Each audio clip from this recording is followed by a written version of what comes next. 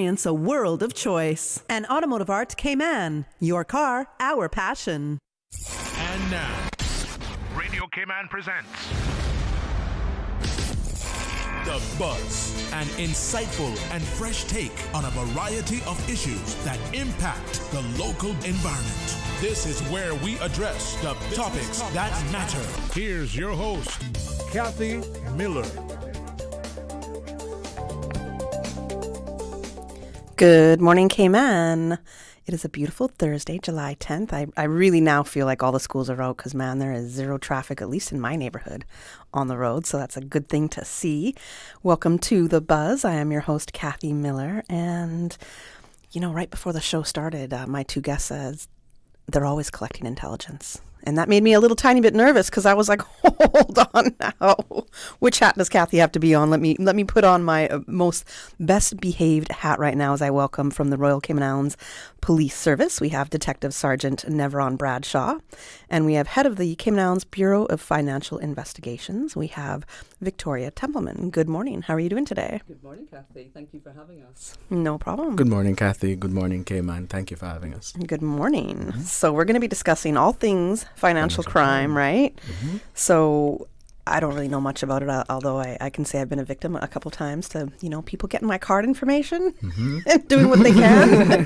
But at least my bank has been pretty vigilant in helping to find those cases and stop it and reimburse me for whatever's happened. But boy, it's for some reason it's happening the day before I go on a trip, right? Or like the day before New Year's. So it's something like that is just driving me insane.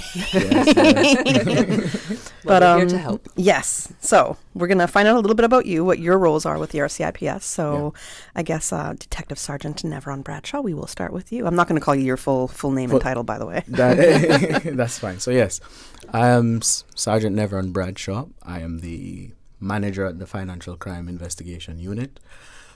Just to add some clarity to the way the RCIPS Financial Investigation Department is set up, the Financial Investigative Arm of the RCIPS is divided into two distinct units, work closely together.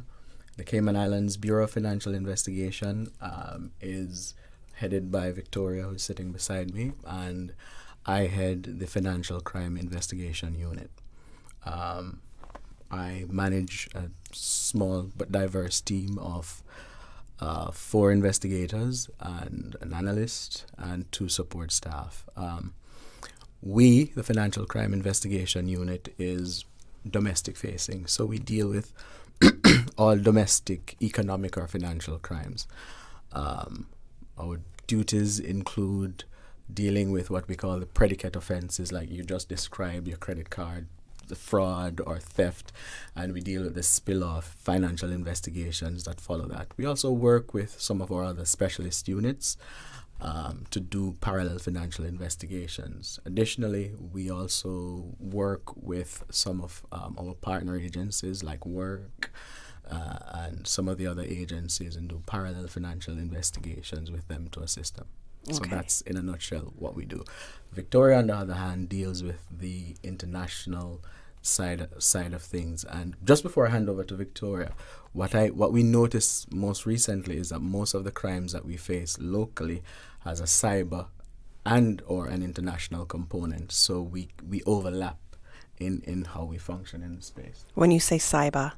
Cyber means online. Oh, cyber. Okay, yes, gotcha. My bad. I thought it was CIBA and stood for something. I was like, hold on, I don't know this acronym. So you're cyber. My bad. So you're on the computer. Anything computerized and an international component. So it means bad actors, wherever they are in the world, will target the Cayman Islands and will be able to function in the space because of the access that computers will give them.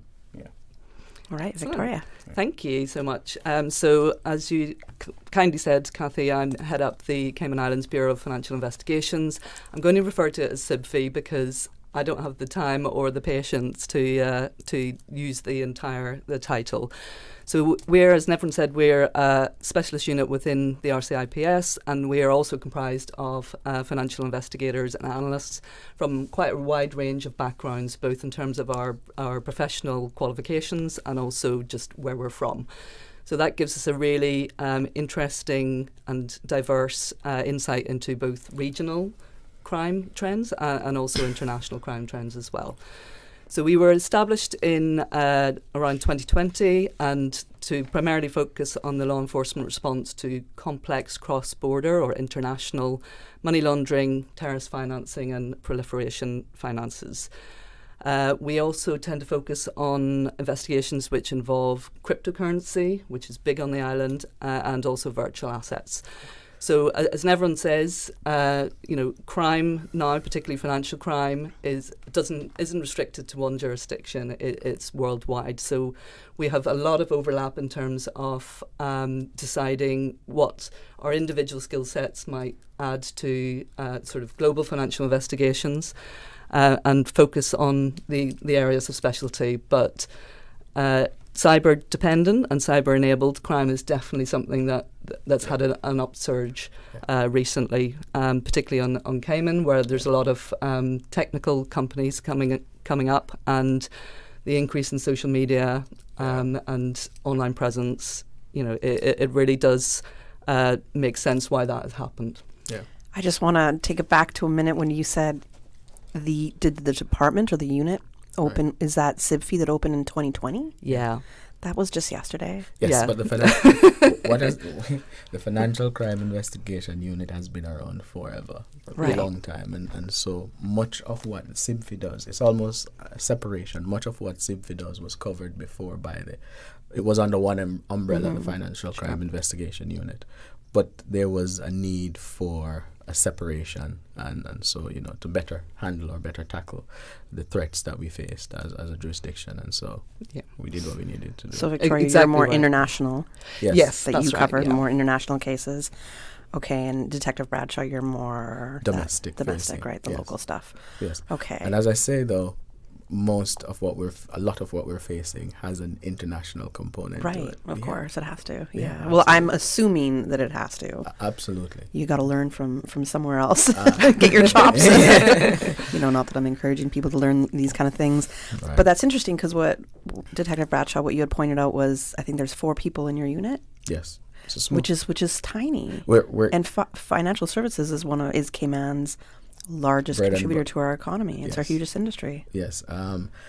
It is something that the commissioner is very much alive to, and he's working to increase the numbers within the unit. The demand is high. If you're thinking that is the case, you're absolutely correct. And so we're working on increasing the numbers. Besides that, CIPFI is there as well to assist when we need some assistance. So as much as we're a small unit, then we work closely with each other. I call Victoria on a regular basis. Come. Sometimes answer.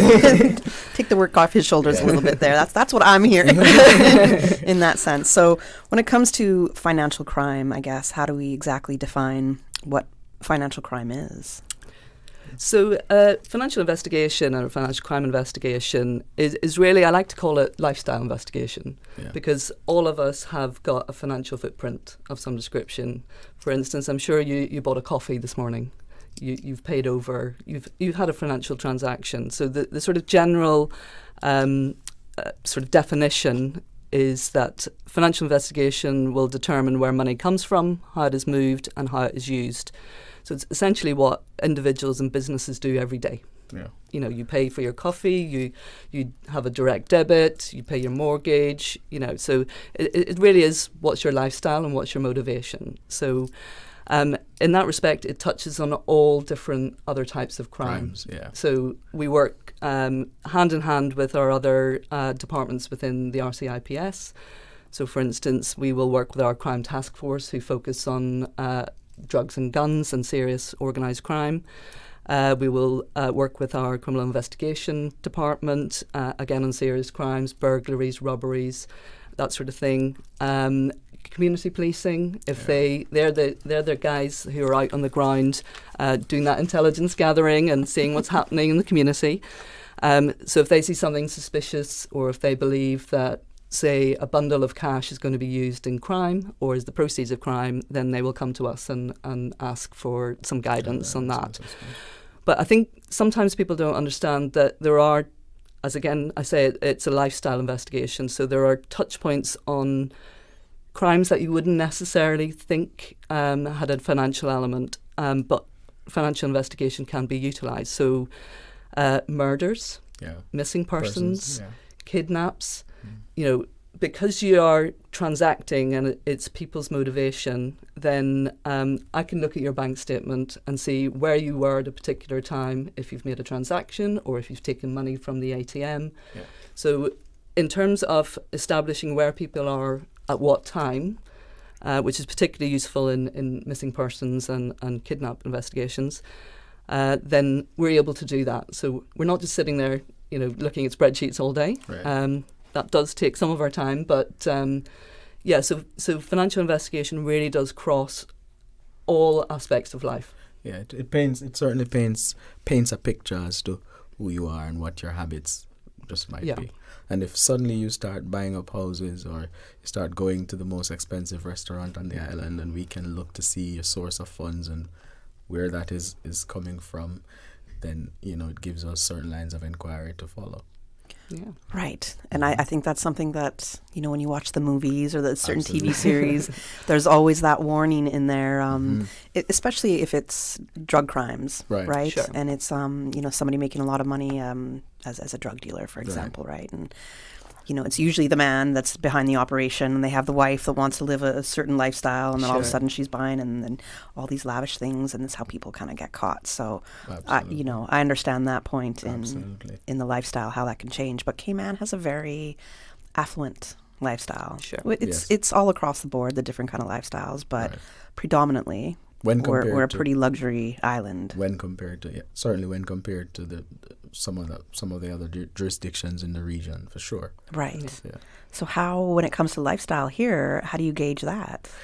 Well, we have the baseline. You said we understand that we're an affluent when we compare our lifestyle to that of some of our neighbors. We're an affluent sort of society.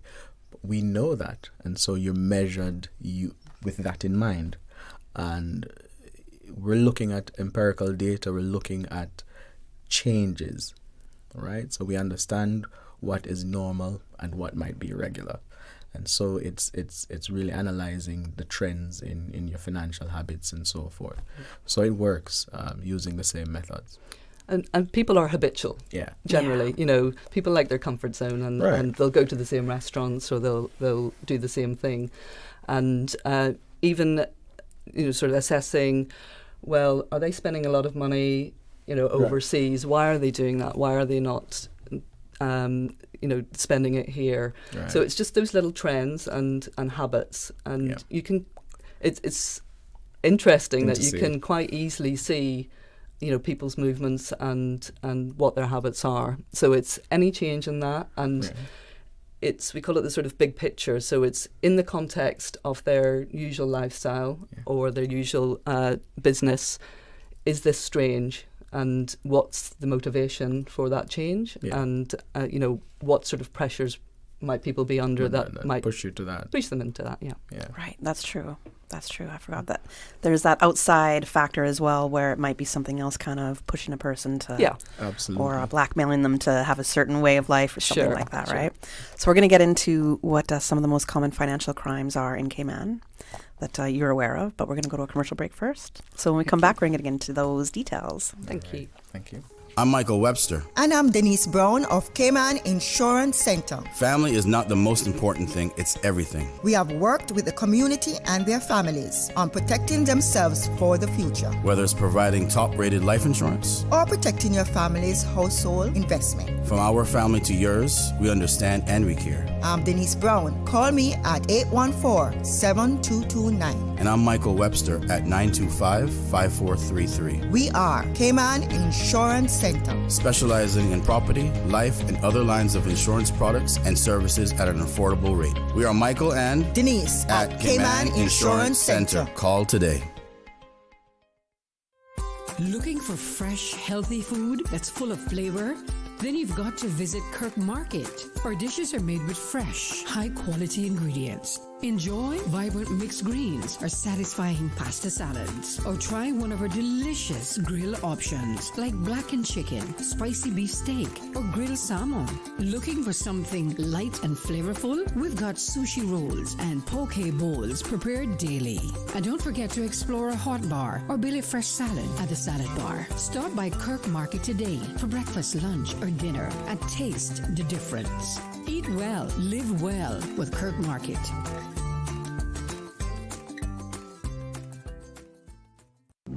Cruise into summer with expert service from Automotive Art Cayman. More than a retail store, it's your one-stop auto care shop. We offer paint, detailing, accessories, wheels, Yamaha parts and products, batteries, tire repairs, tire changes, and more. Need top-tier shine and protection? Grab Gliptone detailing gear, Chevron synthetic oil, and Axiom car care kits. Get expert service with premium products all under one roof. Wherever you cruise, make your pit stop at Automotive Art first. Find us on Shedden Road and follow us at Auto Art KY on Instagram and Automotive Art Cayman on Facebook. The Buzz with your host, Kathy Miller.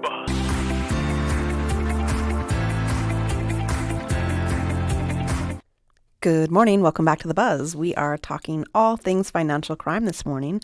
I have with me from the Royal Cayman Islands Police Service, we have Detective Sergeant Nevron Bradshaw. He is with the Financial Crime Investigation Unit. And we also have Victoria Templeman. She's the head of the Cayman Islands Bureau of Financial Investigations, otherwise being called CIPFI. So if you hear CIPFI, it's the acronym for her department. So in understanding financial crime in the Cayman Islands, can you tell us what the most common financial crimes domestically are for us? Well, I'll start with one of the trends that I've been seeing affecting ordinary members of the public, and that would be the theft of person's credit or debit card information, and then the use of that information to sort of go out and purchase high-valued items or just do business on the other hand. Is there any way they're using that information aside from just buying items? Well, what we've seen is primarily economic, it could be used, and that's the danger. It could be used otherwise. For example, it depends on who steals the information. We have concerns that it may end up on the dark web for sale. Whenever you have your credit or debit card information stolen, there's also concerns about identity theft and what they may be able to do with that information. But what we're seeing so far is that they use that information to steal money from your account. And usually the customer is vigilant enough to say, okay, but I had $300 yesterday, how I only have $5 today? And they reach out to the bank immediately and they start doing some investigation into what is happening with the money, and then it comes to the police, sort of a thing. And we can't express too much how important it is to get to the bank immediately and to get to the police, because in the financial crime space, time is everything. That's so do it true. immediately. Yeah. Right. So that is Number one is the credit card stealing information, debit card. Right. And so that is for ordinary members of the public. When it comes on to businesses, we have an uptick in what is called business email compromise, particularly, meaning that, and in simple terms, you're doing business with a local vendor, you're communicating, the bad actor infiltrates your account, watches the interaction, learns how you interact, take over one of the accounts, and when it's time to pay money, they may ask you to divert funds into another account. And when that fund is diverted, it's gone somewhere overseas. And we're talking about hundreds of thousands of dollars. Persons in the business space lose big money because of business email compromise. And so we can't stress enough the importance of what we call multifactorial authentication, meaning we ask you to double check. Don't just, and if you're always paying into account 101433 and there is an instruction to pay into another account, even if it's coming from what appears to be an authentic email address, check. Because, yeah. I think what's most interesting to me from what you've just explained is that that bad actor will watch the interactions for a little while. Absolutely. And then pop up in that email thread somewhere. And nobody, and you don't know, because the messaging, the language is the same. Right. That sounds like AI trained a bad actor right there a little bit. Almost so. Yeah. In that sense. They're very, very clever and professional. Like they do this stuff day in, day out, and they will be willing to spend months. Yeah. Because I think the biggest, or I'm used to getting, not used to, but I've received those kind of phishing emails in the past. Right. Or I've reported them. Some of them are just sent to us on purpose to see if we're going to actually report them in government, which I'm like, I see what's going on here. Some, I think I hit phishing on everything. So don't email me if I'm not responding to you. There's a reason why.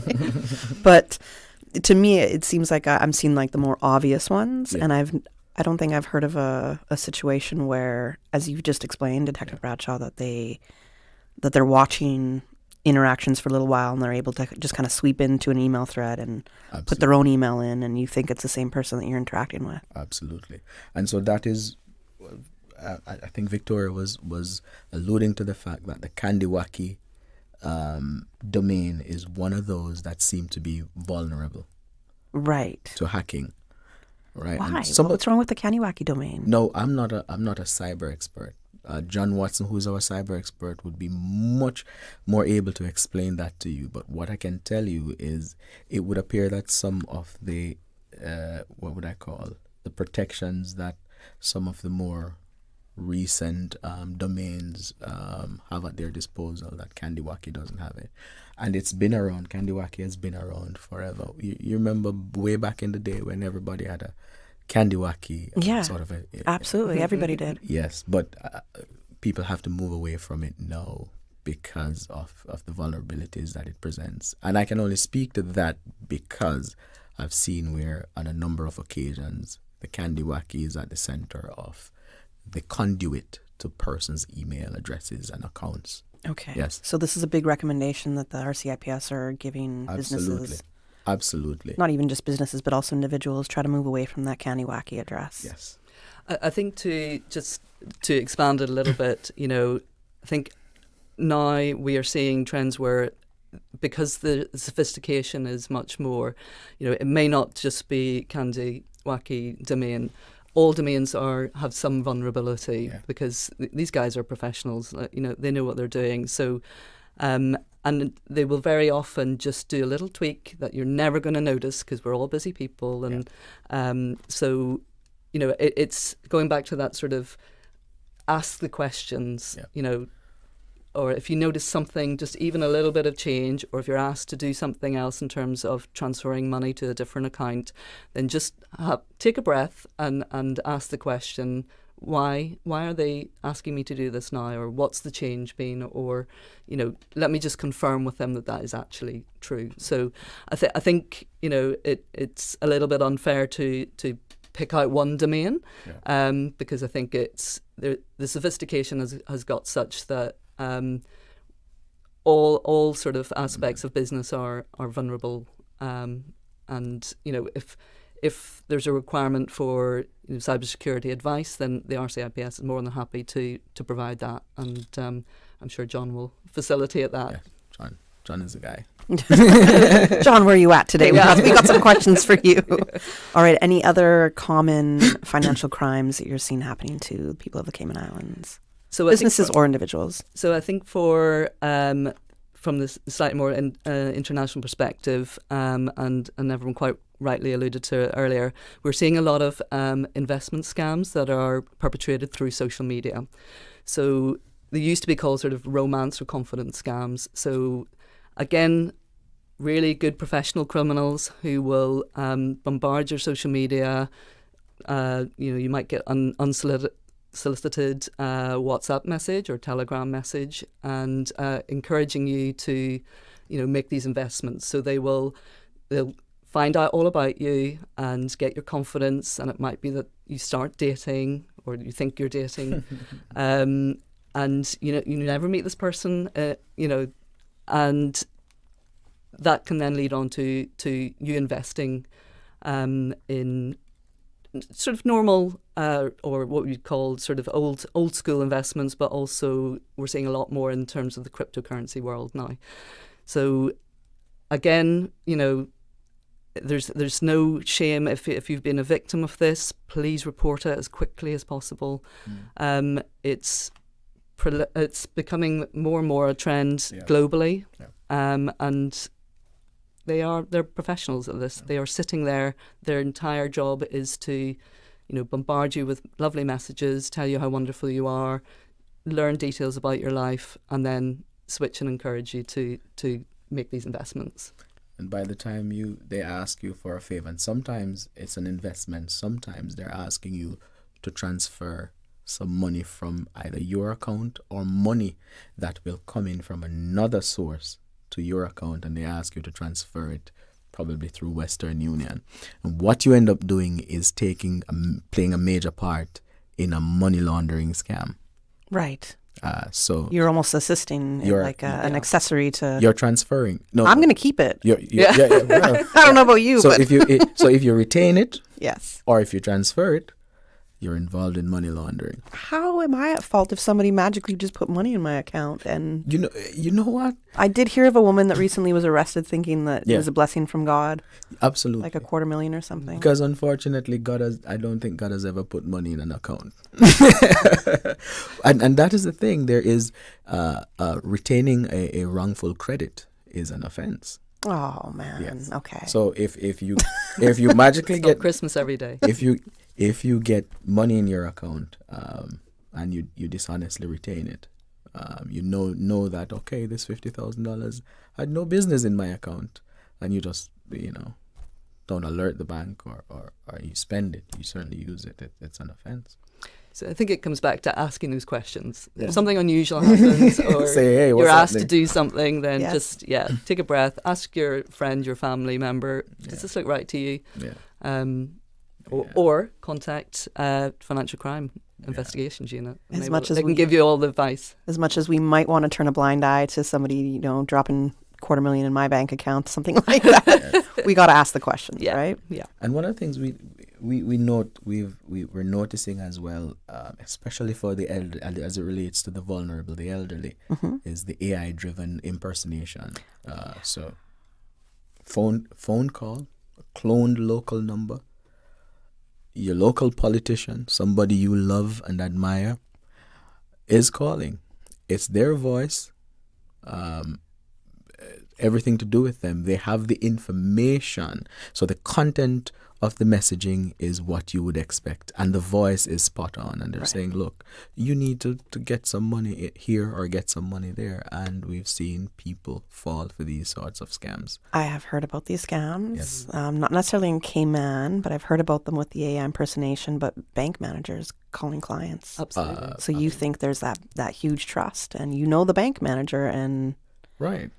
So you understand. Scary. So you now understand the wit of the persons who are behind these scams.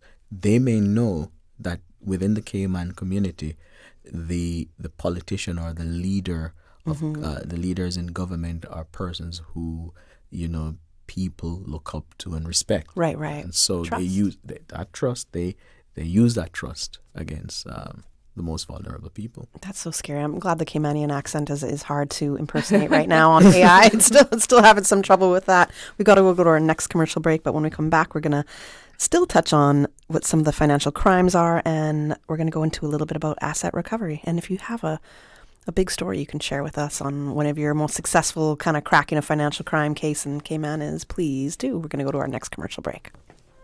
Looking for fresh, healthy food that's full of flavor? Then you've got to visit Kirk Market. Our dishes are made with fresh, high-quality ingredients. Enjoy vibrant mixed greens or satisfying pasta salads. Or try one of our delicious grill options like blackened chicken, spicy beef steak, or grilled salmon. Looking for something light and flavorful? We've got sushi rolls and poke bowls prepared daily. And don't forget to explore a hot bar or Billy Fresh salad at the salad bar. Stop by Kirk Market today for breakfast, lunch, or dinner and taste the difference. Eat well, live well with Kirk Market.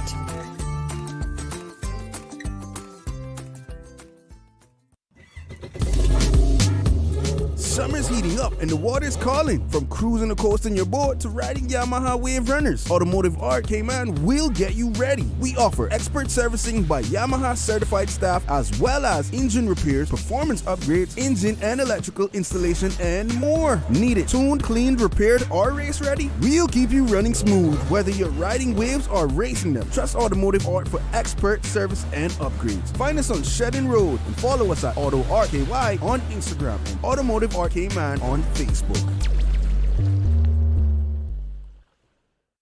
I'm Michael Webster. And I'm Denise Brown of Cayman Insurance Center. Family is not the most important thing, it's everything. We have worked with the community and their families on protecting themselves for the future, Whether it's providing top-rated life insurance, or protecting your family's household investment. from our family to yours, we understand and we care. I'm Denise Brown. Call me at 814-7229. And I'm Michael Webster at 925-5433. We are Cayman Insurance Center. Specializing in property, life, and other lines of insurance products and services at an affordable rate. We are Michael and Denise at Cayman Insurance Center. Call today.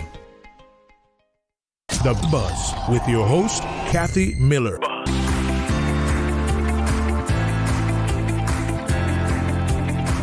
Welcome back to The Buzz. We are discussing financial crime. And in studio with me, I have Detective Sergeant Nevron Bradshaw and head of the Cayman Islands Bureau of Financial Investigations, Victoria Templeman.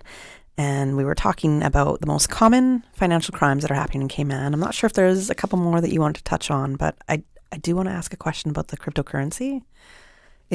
Crypto's it's a big world, not one that I'm at all involved with because I'm still very confused at the entry level point. But for somebody like me, if I was to actually really start understanding it and getting involved, what would be the signs as a brand new kind of crypto investor to look out for? And if I was seasoned, Right. what would the signs there be that I'm getting scammed? So it's a really good question, and it is something that is becoming more prevalent in Cayman, who enjoy a really, really good legal, lawful cryptocurrency and cyber technology industry here. So it's a bit of a sort of double-edged sword. Just going back to that sort of investment scam, more and more, because people aren't necessarily aware of the sort of cryptocurrency is quite new, all relative. Yeah. And so people are seeing that you can maybe make a lot of money on it, and so they become a little bit more susceptible to that type of investment scam. They think they're going to make money quickly. And there is a sort of global trend. They call it pig butchering, which is a horrible name. Yes. But it is a real thing. So it comes out of Southeast Asia, and they have set up in Southeast Asia what are called fraud factories, where they basically traffic people and keep them captive, and then they are responsible for committing fraud on you, or those types of investment scam. My recommendation, if you or want to get into cryptocurrency, there are lots of people on island who are well versed in both the technology behind it and how you should be investing it. There are plenty of businesses. In terms of scams, it definitely is becoming an increased area. So again, come to the RCIPS. We will give you some safety tips, some information. You can contact either myself or Nevron, and we can tell you. We won't give you investment advice. We're not qualified. You got to listen to Money Sense for that, yes. Yeah. But again, I think with all these things, do your research, ask those questions, and go to somebody that you trust. If you don't understand it yourself, arguably you shouldn't be investing in it. That would be my main tip. But there are plenty of people on island who can give you really good advice, both in terms of safety and also how you might want to invest or what's the best way to do it. All right. And I wish we could talk about pig butchering a little bit more because it sounded crazy and interesting. Yeah. We don't have a lot of time.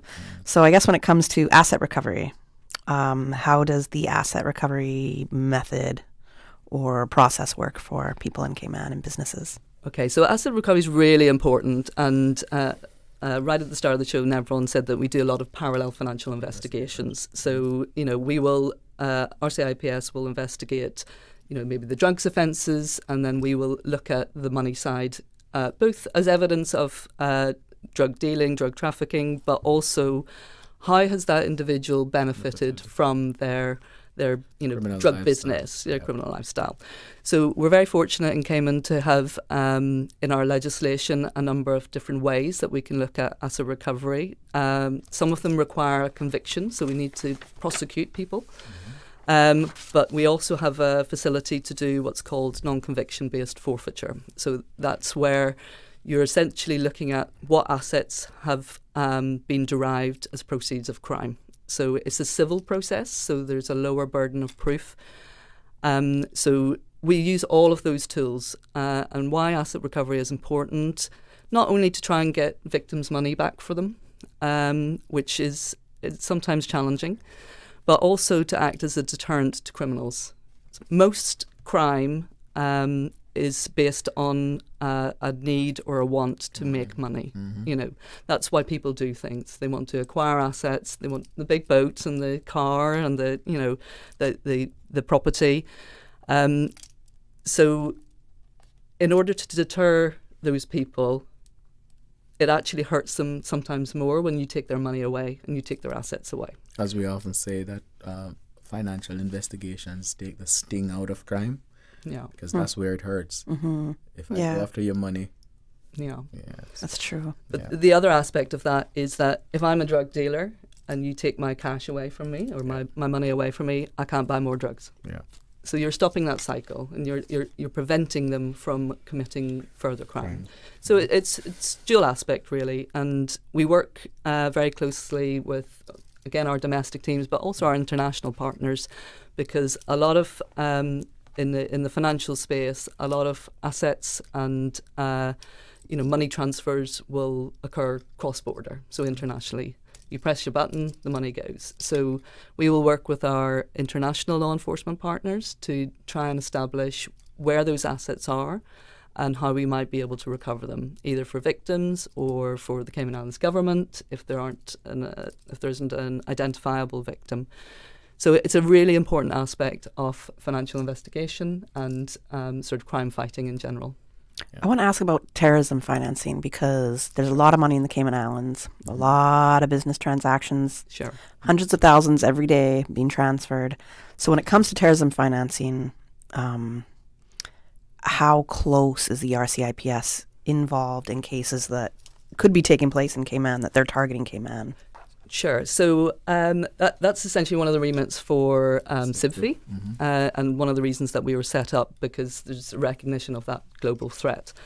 It's often sort of put against money laundering, but the motivation for terrorist financing is slightly different. So money laundering, generally, the idea is that you want to acquire assets or sort of build stash, whereas terrorist financing is you want to collate money and transfer it for a particular purpose. Terrorist financing is so important because of the potential impact that it might have. So we are conscious in Cayman of keeping up with our sort of risk and threat assessments in respect to terrorist financing. We have a relatively low risk of a terrorist incident happening here, but always alive to it. So RCIPS has measures in place along with our domestic partners should that occur. But we are always looking at sort of global trends, and in terms of we have quite a lot of nationalities in Cayman, and they obviously send money to and from their sort of home countries. So we're always looking at that in terms of business transactions. We have a brilliant financial sector who are alive, and they have measures in place to identify where there might be terrorist financing occurring, and they will report it into the Financial Reporting Authority and or RCIPS. So have you had any cases of terrorism financing that you've been able to catch in Cayman? I haven't, which is I'm quite glad about in terms of I'm confident that we have got the processes in place to identify them. That's great. A lot of training I mean on that as the, well. the whole, both the public and private sector. So that gives me confidence that we're doing the right thing. That coupled with the fact that it is relatively low risk in terms of terrorist activity here. So I'm quite pleased not to have a terrorist financing case ever. Yeah, fingers crossed that's how it keeps going, yes. Yeah. So, but it is a really good point, and it's, I think sometimes we get caught up on, maybe our domestic crime and money laundering, and we don't necessarily have our eye on that. Right. That. But I'm really heartened by the fact that in Cayman we are very much over the terrorist financing identification and risk assessment that goes along with that. Gotcha. And I like the fact that if you notice in Cayman, the compliance sector is quite... Yeah. They're very, they're on top of it. I've seen so many trainings and kind of awareness about it. So. Right, so that... We got a wrap. We got maybe 2 minutes, so we got a wrap. But if you can quickly share if there's any kind of a really big case that the Financial Crimes Unit or Bureau has been able to hack, let us know. Let us know what, one of the most successful cases that you've been able to deal with are. Well, I can think of a recent case. Let me see. In early 2020, first quarter of 2024, we had an organized crime group of Americans came to the island, and they came with and brought with them a number of fraudulently obtained credit cards. And what they did is they went around to a number of the local businesses, and they racked up hundreds of thousands of dollars in buying high-valued items, jewelry, liquor, electronics, and all of that. And you would wonder why Americans would come here to buy electronics in Cayman. But they did all of that. And where the Cayman Islands suffered from that is when Mr. Ching in Hong Kong sees $50,000 coming off his card, he's going to say, nope, this transaction is not mine, and so he's going to do a chargeback. The persons who are out of pocket becomes the local business who's going, oh no, we'll have to pay this. And so one of the local businesses alerted us. We were on it right away, and we were able to arrest the suspects, recover a lot of the high-valued items, return them to the businesses. We were able to get a successful charge and conviction in court, and 2 of them have already served some time, and I think they have already been deported. We also, yes. Okay. We also had another case in oh, we don't have to. You don't have time. Okay. I'm hitting the 9 a.m. headline. Yeah, I got a wrap. So I would love to hear about it though. Absolutely. Cases are so interesting. Absolutely. But yeah, we got a wrap. Thank you so much for joining us this morning, giving us a bit of an insight into financial crime in the Cayman Islands, what we're most affected by, the stuff that we have to move away from. So the Canny-Wacky domain, set up your multi-factor authentication. Yes. Which is your kind of double authentication process. There's a whole lot more tips. You can always visit rcips.ky. You can find out more. You can reach out to them at rcips.ky. But thank you very much, Nevron and Victoria, for joining me this morning. Thank you, Kathy. Thank you for having us. It's good having you. We're going to go to the 9 a.m. headline news. From Radio Cayman's newsroom, this is Headlines. Local, regional, international news. The headline news is brought to you by Kirk Market and Health Services Authority. I'm April Cummings with your headlines. The man accused of helping at least 7 Cuban migrants escape detention says she is not guilty of the charges. Adriana Argueta Lobo also faces charges of sheltering the Cubans when they got away from the Fairbanks Detention Center in November 2023 until they were eventually captured in February 2024. Ms. Lobo has been released on bail. Her trial is scheduled for later this month.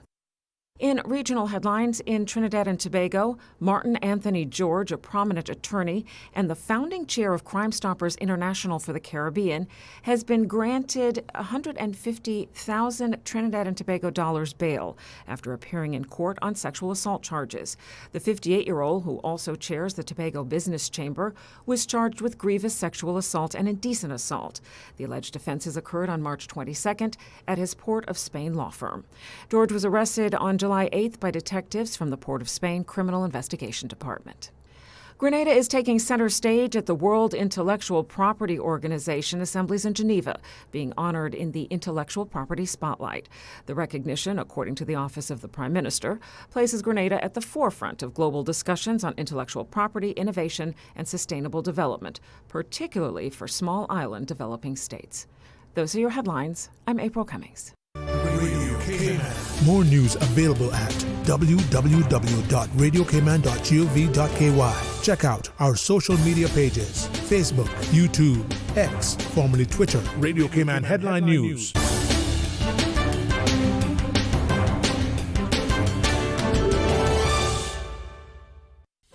Do you have a healthcare question but not sure who to ask?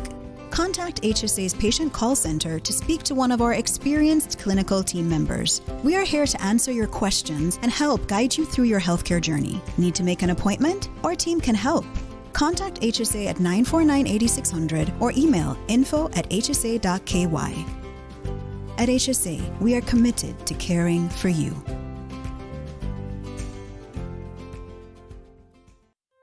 Looking for fresh, healthy food that's full of flavor? Then you've got to visit Kirk Market. Our dishes are made with fresh, high-quality ingredients. Enjoy vibrant mixed greens or satisfying pasta salads. Or try one of our delicious grill options like blackened chicken, spicy beef steak, or grilled salmon. Looking for something light and flavorful? We've got sushi rolls and poke bowls prepared daily. And don't forget to explore a hot bar or Billy Fresh salad at the salad bar. Stop by Kirk Market today for breakfast, lunch, or dinner and taste the difference. Eat well, live well with Kirk Market.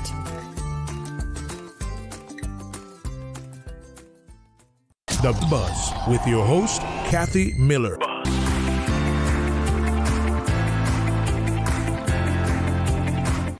Good morning. Welcome back to The Buzz. I am your host, Kathy Miller. It's still a beautiful July 10th out there. Still a beautiful Thursday morning. And on this segment of the show, we are talking about financial wellness with Linville Johnson of Reimagine Finances.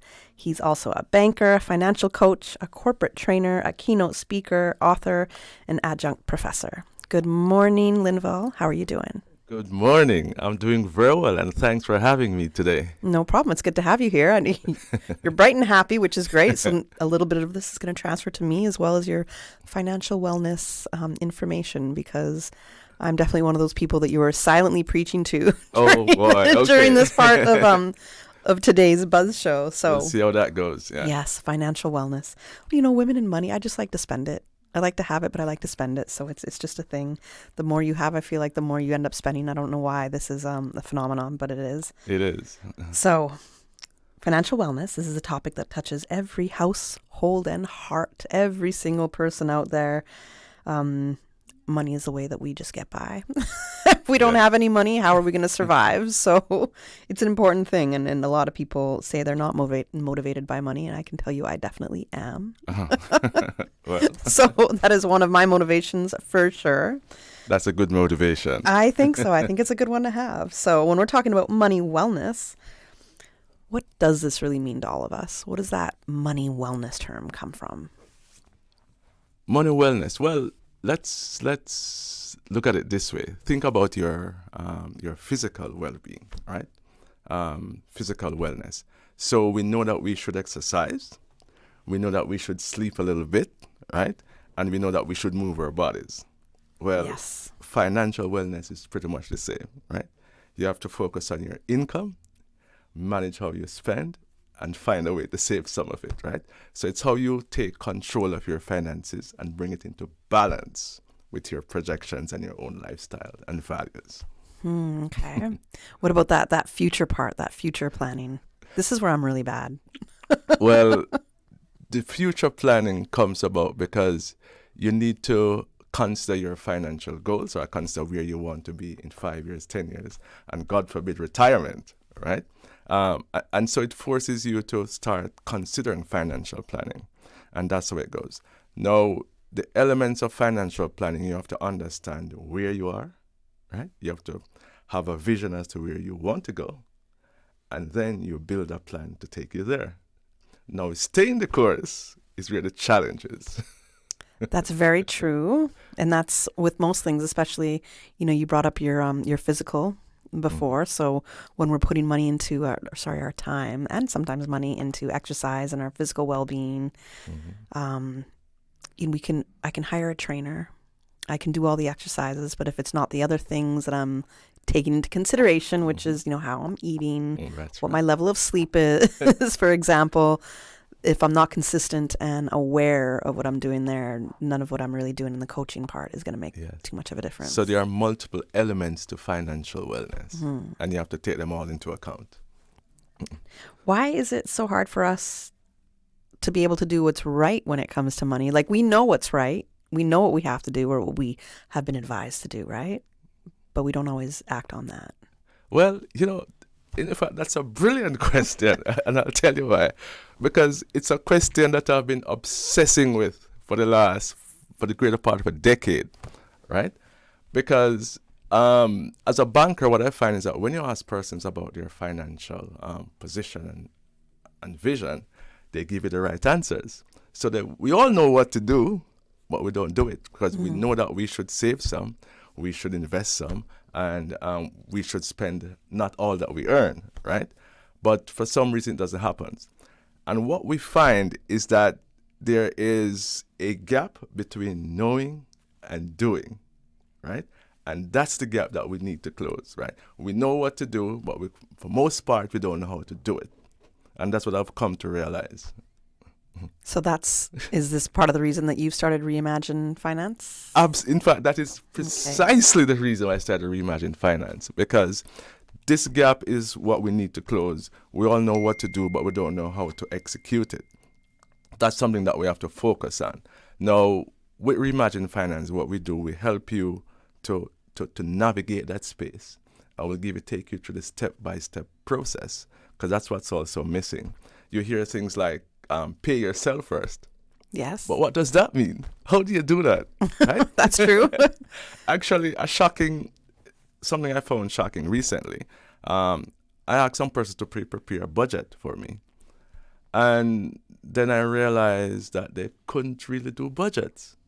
So we make these assumptions, but there's a big gap between knowing and actually doing. Now, is this an individual? Do they own a business? Like, what was the purpose of them preparing a budget? Oh, it was an individual. Okay. And we're in a course, and a part of the course is to prepare your own budget. Okay. Right. And then I realized that budgeting is not as simple as we take it, or we shouldn't take it for granted that everyone knows how to do it.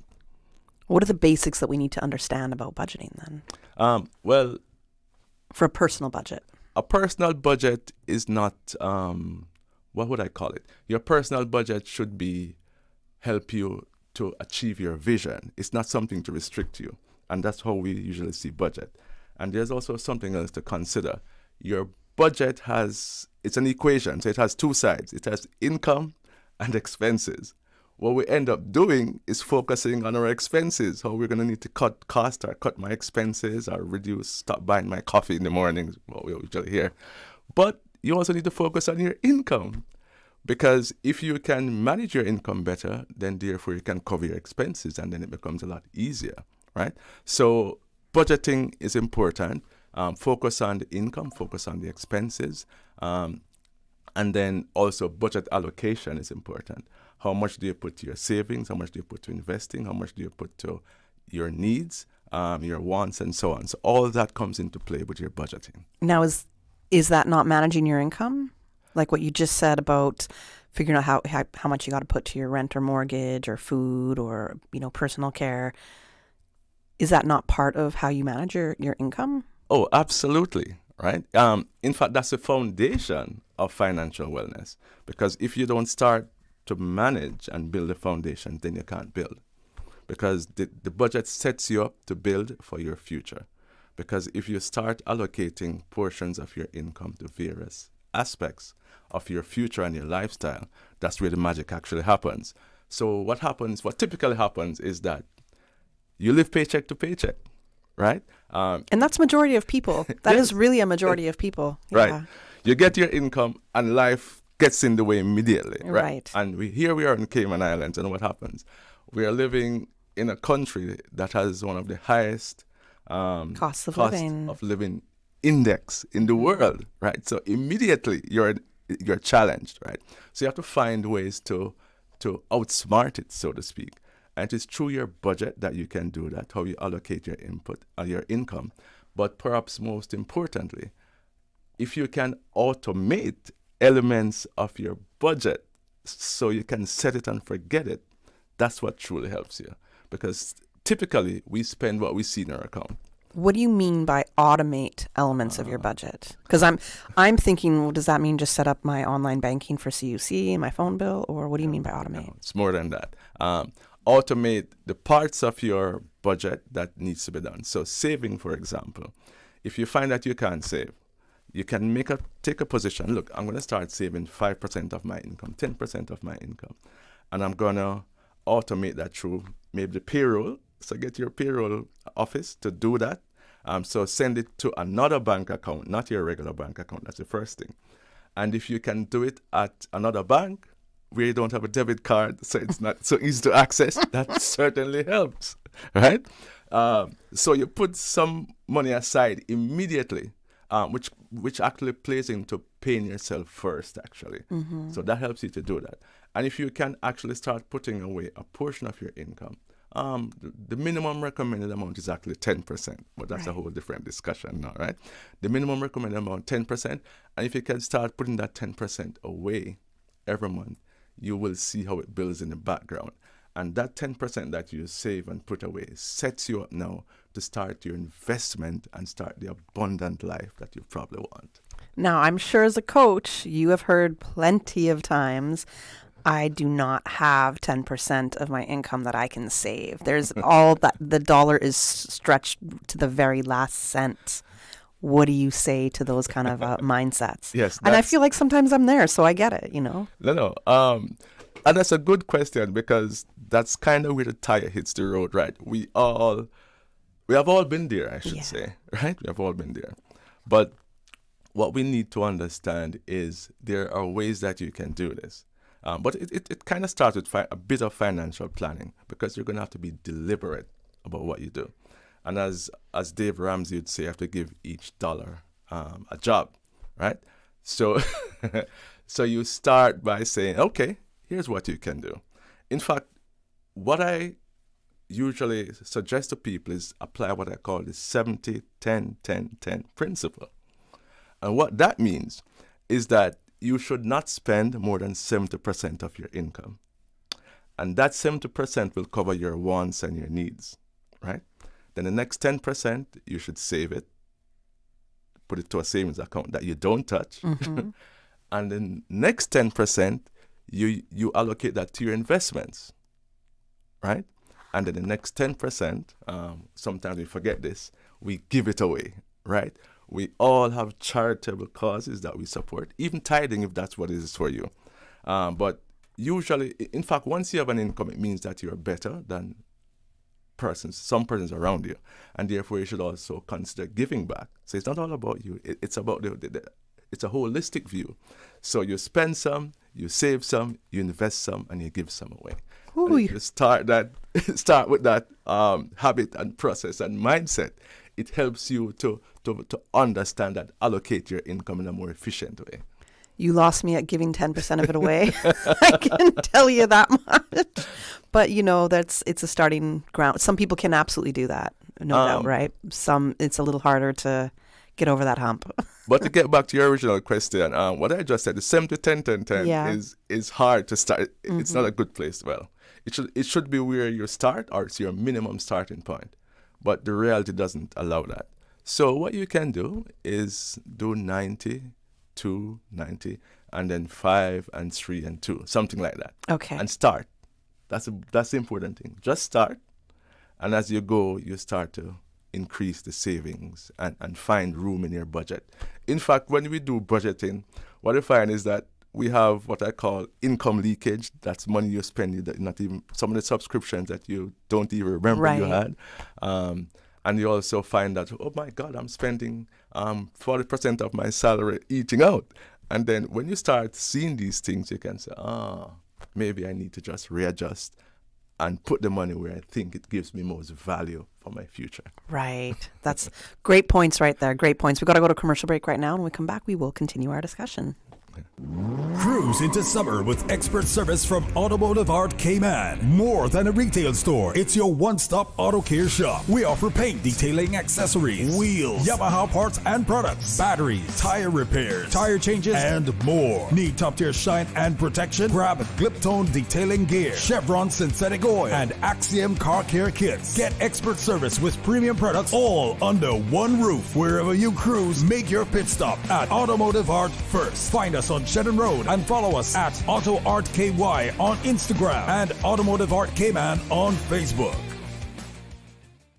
The 7 a.m. Sports Report brought to you by Dr. Wayne Porter, offering a full-service dermatology and dermatological surgery practice. Call 946-9020 to book your appointment today.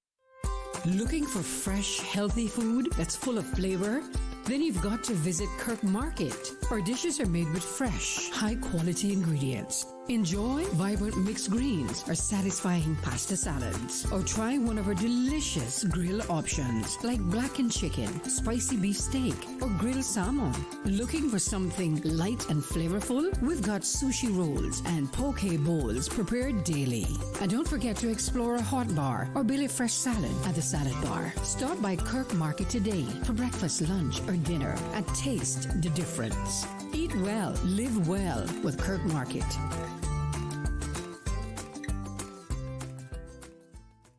The Buzz with your host, Kathy Miller.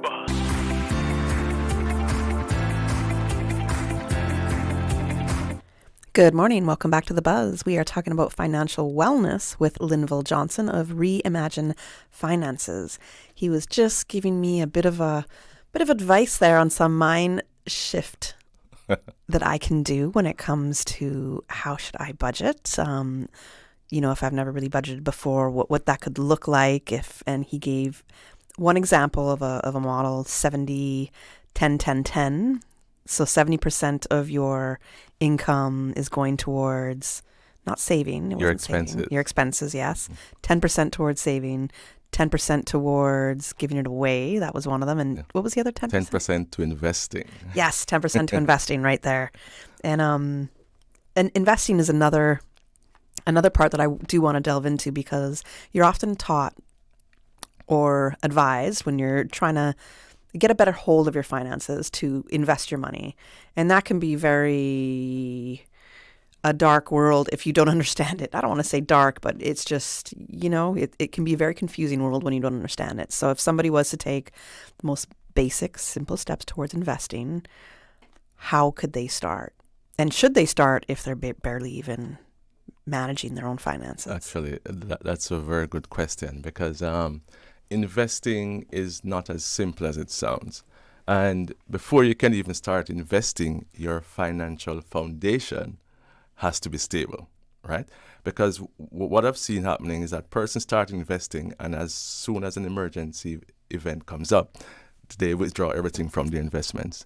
Your investments is not an emergency fund, right? What you typically do is build your emergency fund, build your savings, and then you build investments on top of that. And that's how you control it.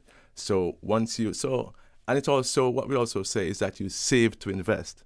You don't save for the sake of saving, because in other words, you don't want to leave all your money in your savings account, because that's not a very good way of allocating your funds. So you save to invest, and that's how you start.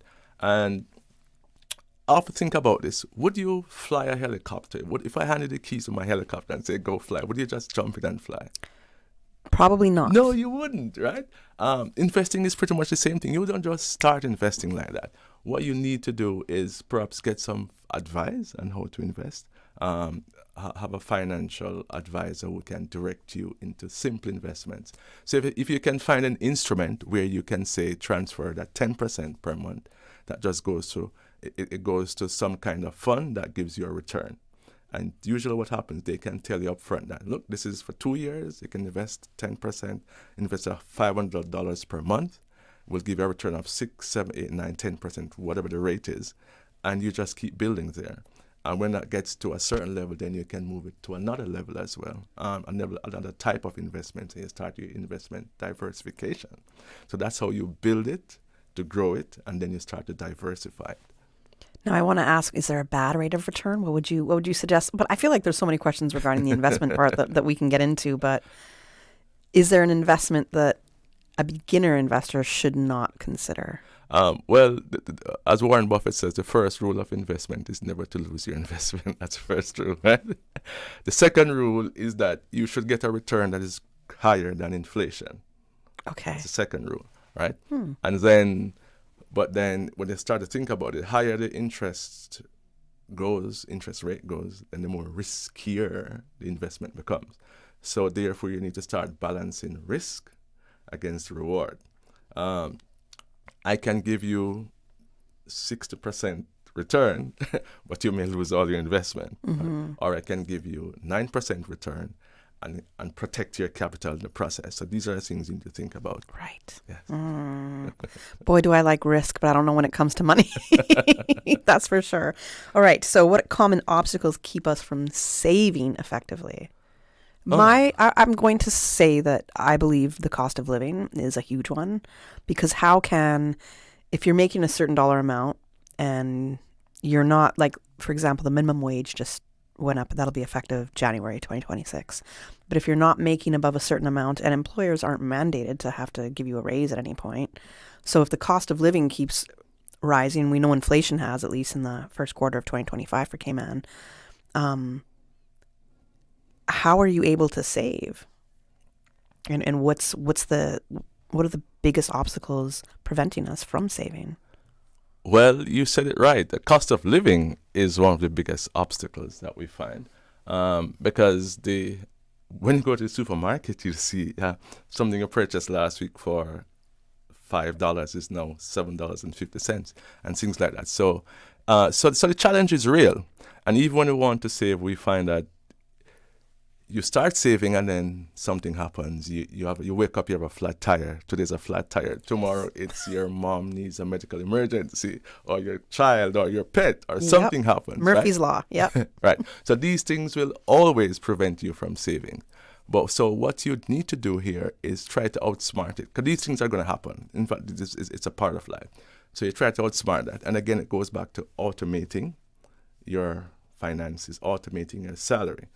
And put aside a portion, any amount that you can. It's not about perfection. It's not about having a lot. It's about starting and doing it consistently, because that's how it works. So if you can save $100 per month, start by doing that. And as you grow and as things improve, then you start doing that.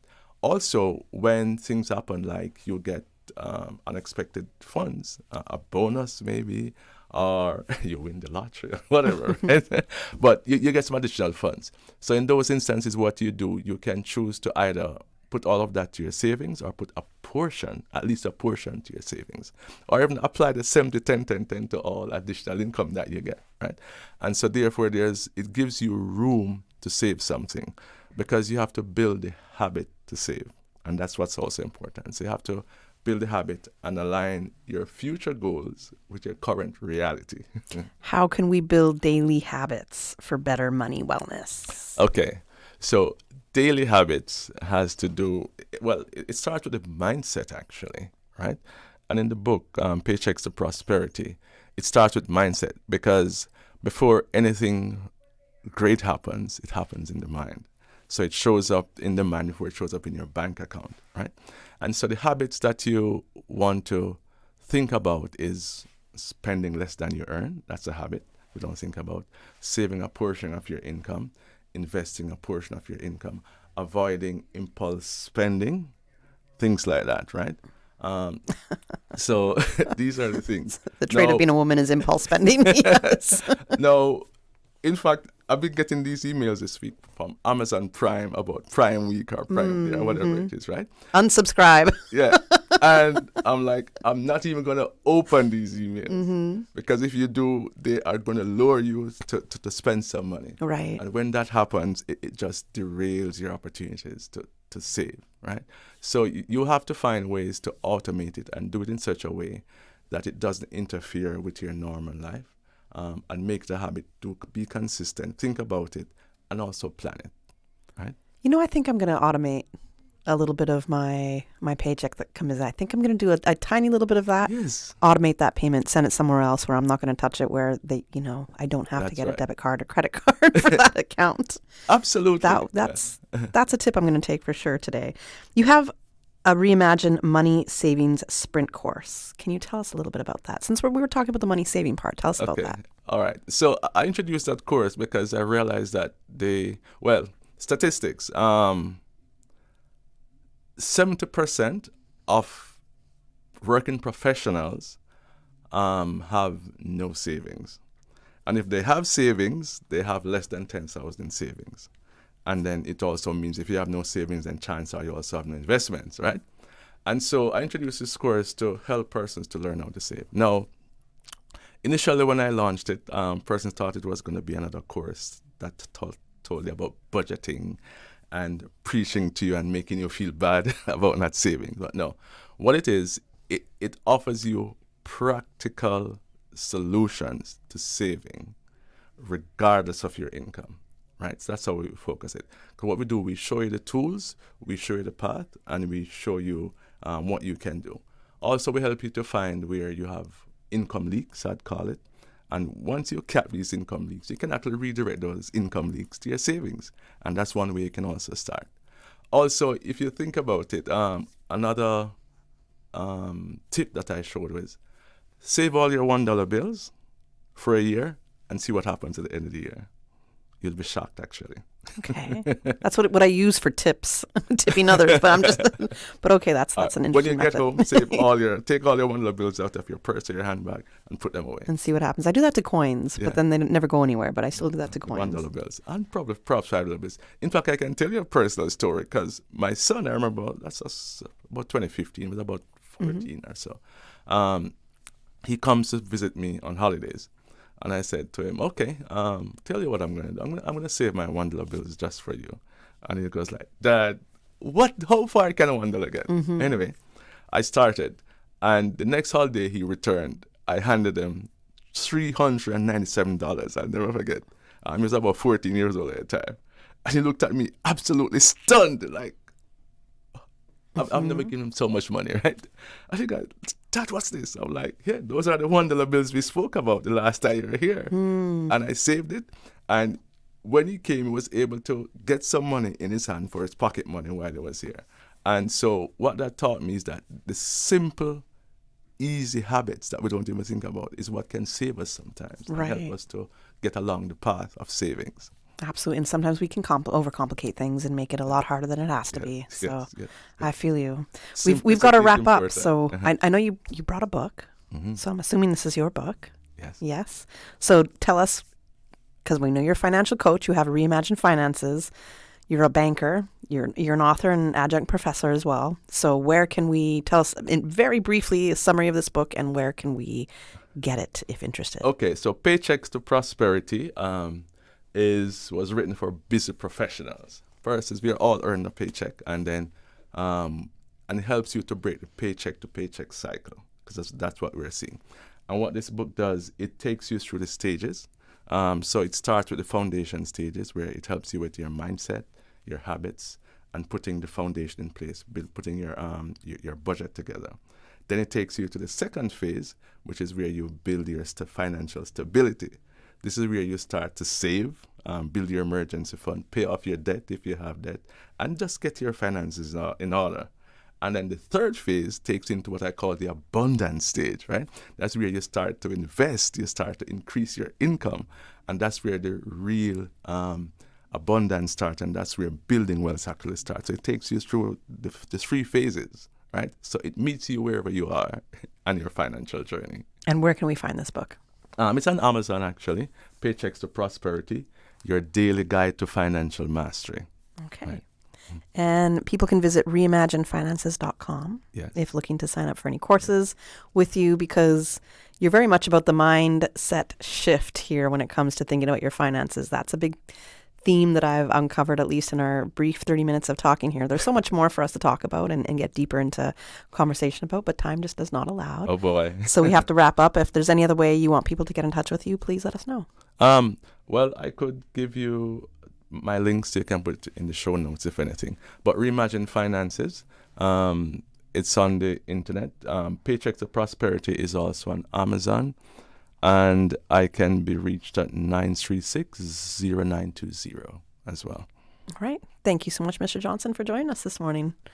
It was my pleasure. I'm taking that one tip, and I'm going to start automating a little bit of my pay. It's going to go to a different account. Yes, and let's hope that different institution. Let's hope the entire Cayman Islands do that. A little step. I can at least do that. A little step. I don't know about giving any money away just yet, but a little step. Thanks for joining us this morning, and I'm going to let everybody else enjoy a beautiful Thursday morning. Thank you so much. It was The my Buzz pleasure. is proudly sponsored by Cayman Insurance Center, specializing in property, life, and other lines of insurance products and services. And Kirk Market. Experience a world of choice. And Automotive Art Cayman. Your car, our passion.